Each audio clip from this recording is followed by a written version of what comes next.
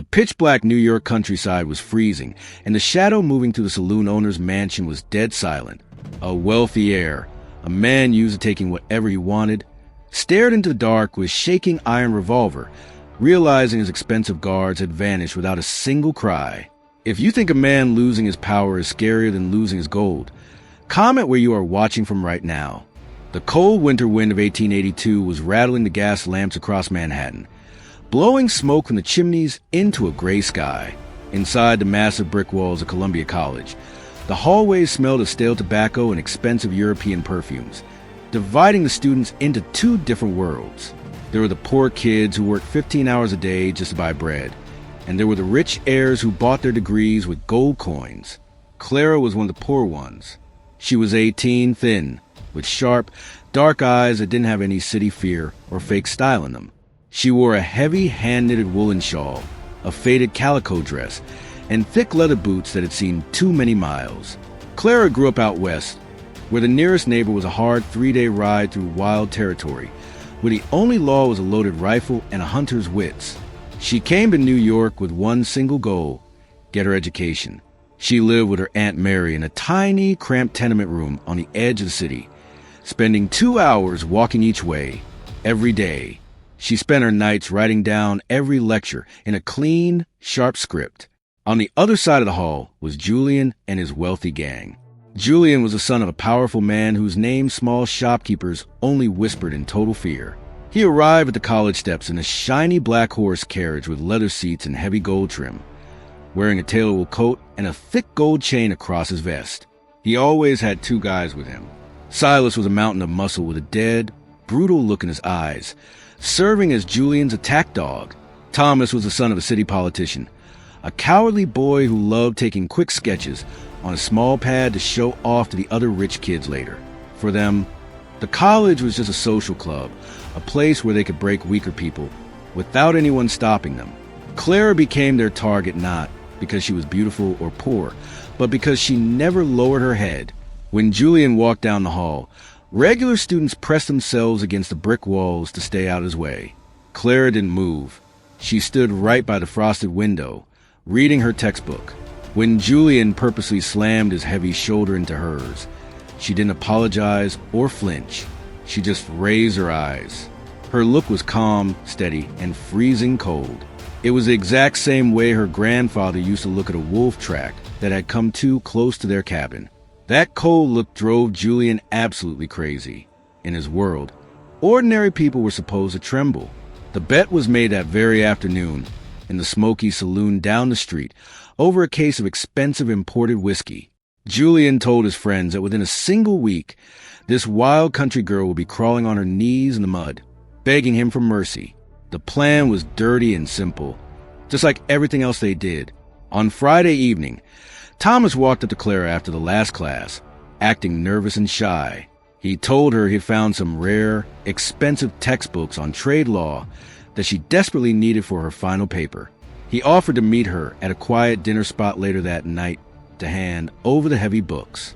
Clara wasn't stupid, but she didn't know the hidden traps of the concrete jungle yet. She only knew the laws of the wild, where danger always growls or leaves clear tracks in the dirt. Thomas didn't growl. He just hunched his shoulders and hid his eyes, looking completely harmless. The meeting place turned out to be a locked, private backroom inside a high-end saloon owned by Julian's wealthy father. Clara realized it was a setup the second she crossed the threshold and heard the loud, heavy piano music thumping through the walls. The air was thick with gray cigar smoke and sweet, heavy smell of expensive liquor. Sitting on a wide leather couch at the back with Julian, with Silas smiling nastily right next to him. Thomas locked a heavy oak door behind Clara, stepping away immediately and pulling out his sketch pad. Clara turned around fast to walk out, but Silas moved like a flash, blocking the exit with his massive frame. He smelled of cheap sweat and expensive hair oil. Julian didn't even stand up as he poured a dark drink into a crystal glass, telling her to sit down and drink to their new friendship. Clara kept her voice completely steady, telling him she didn't want his books and wasn't staying. Her sharp eyes quickly scanned the room. The door was locked, there were no windows, and the only heavy objects were iron ashtrays on the table. Before she could move, Silas grabbed her shoulder with a rough grip and shoved her down hard onto the leather couch. Clara at the wooden frame, a sharp pain shooting through her arm. Julian pushed a high glass right against her lips, telling her to drink it if she wanted to walk home on her own 2 feet. Clara refused, locking her teeth. Silas clamped her jaw shut with one giant hand, and Julian poured the dark, chemical liquid straight down her throat. The burning drink tasted bitter and strange, making her cough wildly, but some of it went down. The drug hit her system in 10 minutes, making the whole room tilt sideways. The piano music turned into a slow, muffled echo, and her body felt like heavy lead. She tried to stand, but her knees buckled instantly. Julian just laughed, holding her up by her shawl while Thomas moved around them, sketching her faded dress and her helpless face. They didn't hit her, because physical bruises leave marks for the law, and they wanted total humiliation. When Clara stopped fighting and just hung loose in Silas's grip, Julian lost interest and told his boys to throw the garbage out. They dragged her down the dark back hallway and opened the heavy rear door. A blast of freezing New York wind hit her face as they threw her straight into a muddy, trash-filled alleyway. Clara fell face first into the freezing slush, her woolen shawl landing in the dirt a foot away. Julian shouted down at her that her place was in the mud and that his sketches of her would be pinned to every door at the college by morning. The heavy iron door slammed shut and the lock clicked into place, leaving her shivering alone in the dark. The biting cold of the 1882 winter cut straight through Clara's wet clothes as she lay in the frozen mud of the alley. The drug still clouded her mind, but the freezing water on her face slowly brought her back to reality. Moving with sharp, deep ache, she dug her stiff fingers into an old iron pipe against the brick wall and forced herself up onto her knees. Her body shook wildly. She reached into the slush, found her wet wool shawl, and pulled it tightly over her head, blocking out the smell of the city muck. She walked across the dark city for 3 straight hours, stumbling over cobblestones, falling down and getting right back up. Expensive horse carriages rushed past her, splashing muddy water, but she never raised her hand to call for a ride. She knew a wounded creature must never show its weakness to strangers. When she finally reached her Aunt Mary's tiny tenement room, the space was warm and quiet. Clara locked the heavy wood door, slid down against the wall, and sat on the floor until the first light of dawn, staring blankly at a single spot on the wood. Aunt Mary, who worked a grueling night shift as a nurse at the local clinic, came home just as the gas lamps were being turned off. Seeing Clara covered in filth, with raw knees and a hollow look in her eyes, she dropped her bag and rushed over, crying out in panic. Clara didn't tell the whole ugly truth. She just said some men had attacked her in the street. Aunt Mary was a traditional woman who believed deeply in the law and the city magistrates. On Monday morning, she took Clara firmly by the hand and marched her straight into the precinct police station. Inside the investigator's office, the air was thick with the smell of cheap tobacco and old sweat. The precinct captain, a heavy man with a red, puffy face, was lazily flipping to the official paperwork that Aunt Mary had forced him to write down. Suddenly, the office door swung open without a single knock.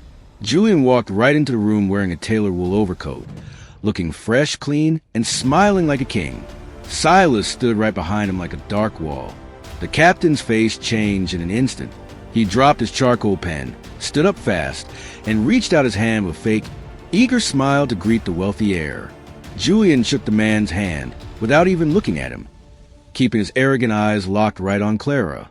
He told the captain that this country girl had simply had too much cheap gin at the tavern, caused a wild scene, and was now inventing wild stories after the guards escorted her out. Aunt Mary jumped out of her chair, shouting at him, asking how he could lie when they had stripped the girl and thrown her into the freezing night. Julian slowly turned his head toward the older woman, his smile vanishing into a cold, heavy stare. He told her in a low, threatening tone that women her age should watch their steps on the icy city stairs, or they might have a very nasty fall. The captain coughed loudly, crumpled Clara's official statement into a tight ball, and tossed it straight into the iron stove fire. He told Aunt Mary the case was completely dismissed for lack of evidence, and warned her that he could lock them both up for making false claims against an elite family. They walked out onto the icy street, Aunt Mary weeping from total helplessness while clutching her worn leather purse. Clara remained dead silent. She watched the precinct steps as Julian and Silas walked out behind them. Julian blowing cigar smoke right into Clara's face. He leaned close and whispered that she was absolutely nothing in this city. Aunt Mary couldn't take it anymore and stepped toward him, cursing their cruel hearts. Silas reacted in a flash. He didn't punch her. He just stepped forward and rammed his heavy shoulder straight into the older woman. Aunt Mary lost her footing on the slick stone steps. Her boot slid out from under her, and she flew backward with her arms in the air. A sickening, hollow thud echoed off the cobblestones as her head hit the sharp edge of the stone curb. Clara sprinted down the steps, but Aunt Mary lay completely still, the color draining from her skin as she stopped breathing on the freezing ground. Julian casually tapped the ash off a cigar, muttered to his man that she had simply tripped on the ice, and stepped into his black carriage. Clara knelt in the freezing slush, holding the regular heartbeat of her only relative as it faded into nothing, while the carriage wheels rattled away into fog. The doctors at the city hospital delivered a crushing medical verdict that felt like a death sentence. Aunt Mary had suffered a massive fracture to her skull and a broken spine. She was trapped in a deep coma, and only an immediate, incredibly expensive surgery could save her life. The charity ward had a 6-month waiting list, but Aunt Mary would be dead in days without the gold to pay the private surgeons up front. Clara returned to the empty tenement room that night, the heavy silence pressing against her ears as she stood under a stream of freezing well water to wash away the city grime. She stared into a cracked mirror, her face turning into a mask of pure stone as she remembered her grandfather's old words. Tears are just water, and letting yourself freeze in the wild means you are already dead. A wild creature doesn't cry when it is backed into a corner. It measures a distance and chooses the exact second to tear the hunter's throat out. Clara knelt on the wooden floor, unzipped her old canvas pack, and unrolled a thick piece of oilcloth to reveal a heavy hunting knife with a thick blade of forged carbon steel. She packed a spool of thin iron wire, a small brass compass, and a specialized iron wrench into her pockets, setting aside the city law to play by the brutal rules of the northern woods. At that exact hour, across town in a gas-lit elite restaurant, Julian was raising a crystal glass of French brandy with his wealthy friends, laughing loudly as they tossed Thomas's sketches across the table. Silas roared with laughter, cutting into a rare steak and shouting about how beautifully the old woman had flown down the stone steps. Julian drank his liquor down in one swallow, telling his gang that the country girl was finished and that they would drop the sketches at the college campus by sunrise to chase her back to the wilderness forever. They were completely certain of their total safety and immense wealth, completely unaware that Clara was currently crouching in the freezing rain right outside their saloon. She was silently drawing a detailed map of the VIP carriage lot, noting every single blind spot, every lantern path, and every movement of their private guards. She closed her small leather notepad with a sharp, metallic snap that sounded exactly like the click of a cocked rifle in the dark. The hunt had officially begun, but who was truly the hunter, and who was about to become the helpless prey in the freezing New York mud? Tuesday morning brought a sharp, freezing sleet that turned the New York streets into a treacherous layer of gray slush. Inside the main hall of Columbia College, the rich students gathered around the grand fireplace, laughing and talking about their weekend parties. Julian walked to the main doors with his coat unbuttoned, a smug smile on his face, while Silas followed closely behind like a giant shadow. Thomas hurried behind them, nervously clutching a leather folio filled with copies of his cruel sketches. They marched straight to the central notice board, and Julian gave a quick nod to his crew. Silas took a handful of brass tacks and began pinning the humiliating sketches right over the official college schedules. A crowd quickly gathered, whispering and staring at the drawings of Clara, looking ruined on the saloon couch. Some of the wealthy kids snickered, while the poorer students looked away, too terrified of Julian's family power to speak up or tear the papers down. Julian leaned against the wood paneling, crossing his arms and waiting for Clara to walk through the door, hoping to watch her break into tears and run away from the city forever. But an hour passed, the morning bell rang, and Clara's spot in the classroom remained completely empty. Julian frowned, his quick taste of victory suddenly feeling ruined because the prey hadn't walked into his trap. Silas laughed roughly, saying the country girl was probably hiding under her bed, packing her bags to crawl back to the wilderness. Julian told his men to leave it, reminding them they had to go to the waterfront saloon that evening to check the weekly extortion money before the mafia boss, Old Miller, called for his cut. Thomas visibly shivered at the mention of Old Miller, the ruthless gangster who provided a brutal criminal shield for all of their illegal campus gambling rings. Old Miller's enforcers didn't wear fine clothes or study books. They wore heavy leather coats, carried iron pipes, and ended arguments permanently. Thomas was the one trusted to hold the gang's secret lockbox of dirty cash, which was currently hidden inside a heavy iron safe in his private apartment. Julian slapped Thomas roughly across the face, telling him that if a single gold coin went missing before Friday's delivery, Old Miller would skin him alive. They walked down the hall, completely sure of their safety, entirely unaware that miles away, Clara was kneeling on the floor of her darkroom, preparing her tools with freezing precision. On a piece of old newspaper lay a collection of items that had nothing to do with city crime: a coil of iron wire, heavy pliers, a sharpened steel file, and a medical syringe filled with a thick, grimy mixture of carriage grease and iron filings. She worked in absolute silence, her hands moving with the steady rhythm her grandfather taught her for setting traps for a heavy winter game. In the wild, a loose knot means the animal breaks free. In the city, a single mistake meant death. She cut a 2-foot length of wire, twisted a sliding loop at the end, and jerked it with her full weight to ensure the metal wouldn't snap. Then she took the heavy syringe, packed it into her canvas bag, and pulled her black wool cap down over her eyes. Her face showed no anger or fear, only the cold focus of a hunter who knew that raw fury makes a person sloppy, and she needed to be flawless. Aunt Mary was still fighting for her life under the hospital sheets, her medical bills ticking away by the hour, paid for by the exact same corruption that Julian used to buy his freedom. Clara stepped out into the dark evening, blending perfectly into the city's shadows as the clock struck 8. The exclusive club next to the harbor was glowing with dim gas lamps, cutting through the thick, foggy night. Julian's high-end horse carriage sat right in the VIP lot, backed up against a windowless brick wall, a spot hidden perfectly from the main lantern light. Clara lay flat on the roof of a nearby wooden stable, completely frozen in the dark as cold rain soaked her wool shawl. She had been tracking the guard's routine for 40 minutes.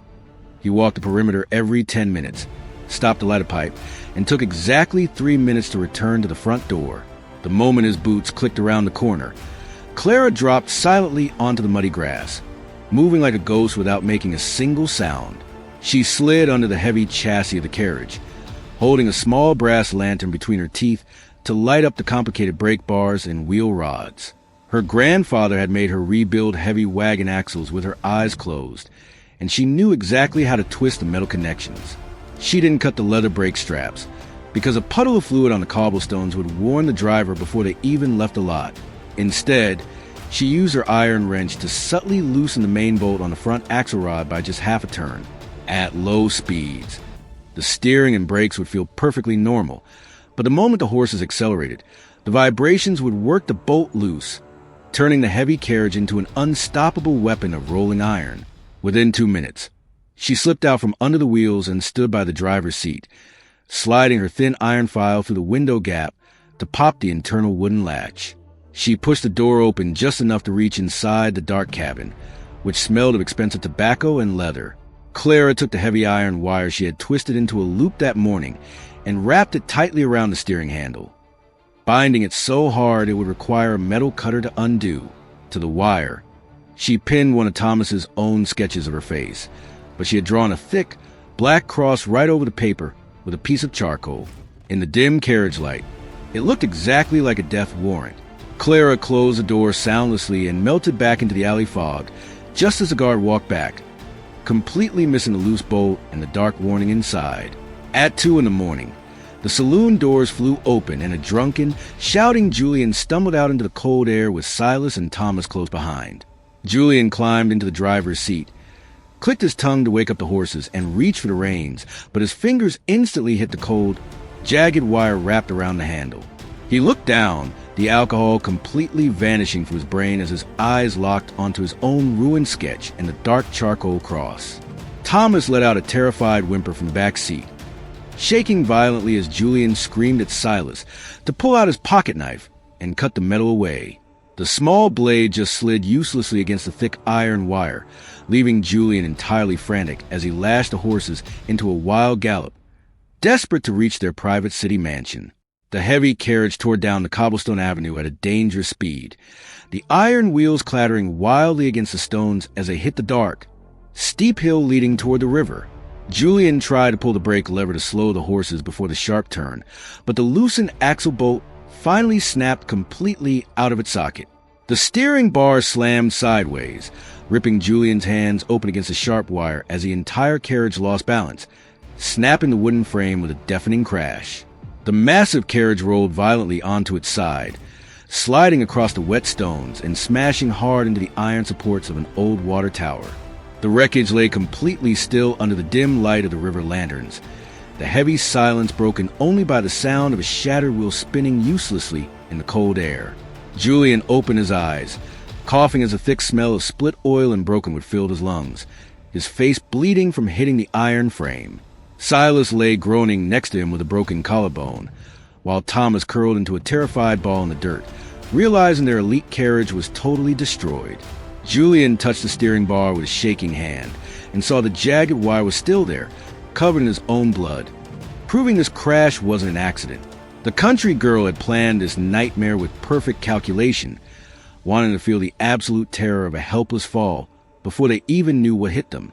Clara watched the entire scene from a high wooden pier 300 yards away, looking through an old brass spyglass with a face completely devoid of any joy or triumph.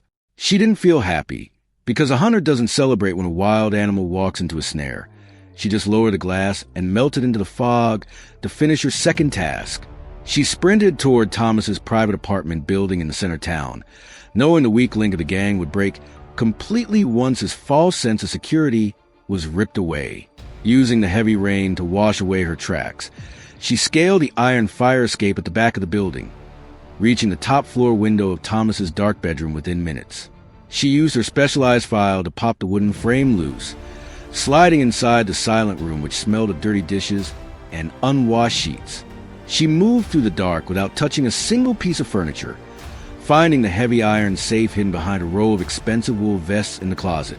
Clara didn't have explosives, but she took out Aunt Mary's medical stethoscope, pressing the metal disc against the cold safe door as she slowly spun the iron combination dial. She listened intently to the internal clicks, her fingers working with absolute surgical precision for 40 minutes until a final tumbler fell into place with a heavy clunk. She swung the heavy door open to find $30,000 in gold and banknotes, old Miller's secret mafia cash box. Clara took exactly $10,000, not a single coin more, because she wasn't a common thief. She was simply taking the exact payment for Aunt Mary's blood. She left the rest of the gold sitting inside the open safe, but she placed Julian's bloody iron wrench right next to the cash, along with Thomas's original sketch pad. She was intentionally baiting the city's most ruthless gangsters to turn on Julian's family, ensuring the wealthy predators would tear each other to pieces while she stood in the shadows to watch. By 6 a.m, Julian and his bruised friends were crouching around a single lantern in an old warehouse, their arrogance completely gone as a sudden knock on the door made them jump out of their skins. A low, gravelly voice echoed from the street outside, and Julian felt his heart stop as he realized old Miller's top enforcer was standing on the steps, demanding the missing cash. Julian tried to lie through his teeth, but the enforcer told his men had already found the open safe, Julian's bloody wrench, and the sketches left behind. The mafia boss believed the wealthy heirs had staged a carriage crash to steal the gang's gold, and he gave them exactly 24 hours to return the coins, or they would all end up at the bottom of the Hudson River. Julian dropped the phone line with a shaking hand, turning a pale, hollow face toward his friends as he realized they were trapped between a ruthless mob and a ghost who was destroying their lives. Desperate and terrified, Julian grabbed his iron revolver and told Silas to fetch their heavy wooden clubs, screaming that they had a ride to Clara's tenement room right now to kill the girl before the sun came up. They kicked the flimsy wooden door of Clara's room open an hour later, but the tiny space was completely empty, smelling only of cold ash and absolute silence. The only thing left behind was a single sheet of white paper sitting on the bare wooden table. with one word written in a sharp, clean script: run. The high brick walls of the could no longer keep out the cold, freezing fog of the Hudson River. Julian sat on the floor of the dark parlor, his hands shaking so violently he could barely hold his iron pistol, while the sound of heavy wagon wheels echoed down the long gravel driveway.